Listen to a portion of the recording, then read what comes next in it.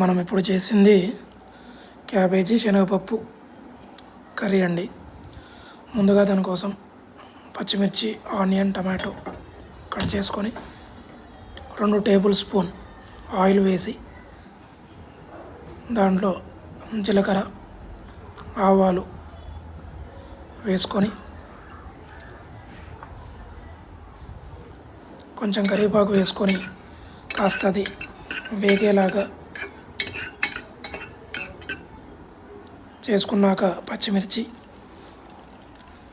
అలాగే సన్నగా తరిగిన ఉల్లిగడ్డ కూడా వేసుకొని బాగా మిక్స్ చేసుకోవాలి.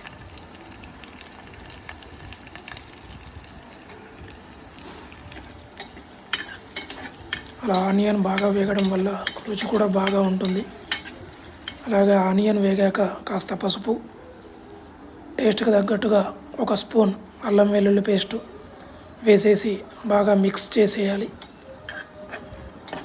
ఆ ఆనియన్స్, పచ్చిమిర్చి వీటికి బాగా అల్లం వెల్లుల్లి పేస్టు పట్టాక తగినంత ఉప్పు ఎంత వేసుకున్నామో దానికి 1 స్పూన్ ఎక్కువగా కారప్పొడి వేసుకోవాలి. సహజంగా మేము కారం ఎక్కువ తింటాం కనుక కొద్దిగా ఎక్కువ వేసుకున్నాము. చిన్నపిల్లలు ఇంట్లో ఉంటే కనుక దాన్ని స్కిప్ చేయొచ్చు. కారం కూడా వేసుకొని బాగా కలిపేసి అవంతా కూడా బాగా మిక్స్ అయ్యాక మనం ముందుగా ఉడకబెట్టినటువంటి శనగపప్పు అందులో 1 గ్లాస్ నీళ్ళు వేసేసి అవి మిక్స్ అయ్యాక తురిమినటువంటి క్యాబేజీ కూడా సన్నగా తురుముకోవాలండి. ఆ క్యాబేజీ కూడా వేసేసి అన్నిటినీ కూడా ఒకసారి మిక్స్ చేసేయాలి. అంటే ఆనియన్, పోపు అదంతా కలిసేలాగా. టమాటా కూడా తర్వాత వేసుకొని అన్నిటినీ ఒకసారి బాగా కలిపేసి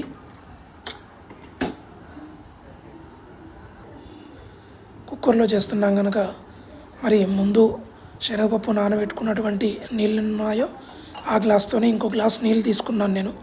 మరి లూజుగా టైట్గా కాకుండా. అలాగే స్టవ్ మీద పెట్టి కుక్కర్ మూత పెట్టేసి ఒక 5 నుంచి 10 నిమిషాలు అలా పెడితే 2 విజిల్లు వస్తాయి.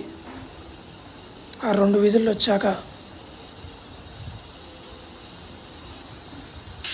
తీసి చూస్తే కనుక చక్కగా క్యాబేజీ కూర ఉడుకుతుంది.